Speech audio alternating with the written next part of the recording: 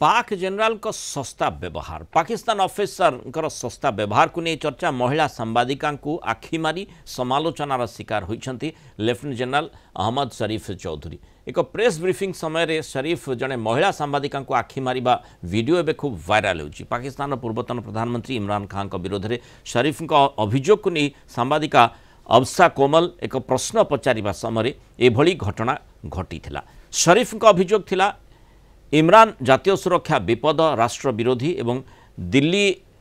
हाथ बारसी साजिछंती एने अवसा पचारि अतीत ठारू किभली भिन्न किंबा आमे भविष्य में कौन विकास आशा करने उचित जनरल आसिफ कटाक्ष करी कहिथिले। एथिरे चतुर्थ पॉइंट जोड़तु जे से जड़े मानसिक रोगी मध्य तापरे से हसिले एवं कोमल को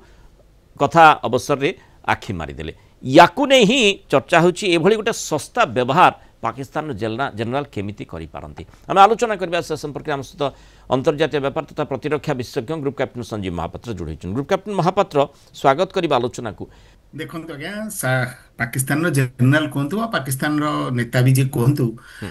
से माने केते भले गोटे भद्रामी जो थ्रेशोल्ड माने शालीनतार जो मर्यादा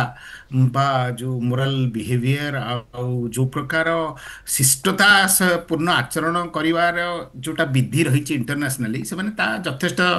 ताकू क्रॉस करी जाइछंती एपर्यंत एवं पाकिस्तान केवल ये लेफ्टिनेंट जनरल नुहंती एभली अनेक उदाहरण रही आज्ञा तांकर बापा थिले जड़े आतंकवादी एवं तांकर नोन संपर्क थिला आईएसआईएस सहित एटा समस्त भाव जना एवं सी वर्तमान इमरान कर सबुठारु प्रिय होती एवं यही जो भद्र व्यक्ति ये जो जनरल जनक एक्चुअली कौन तांकर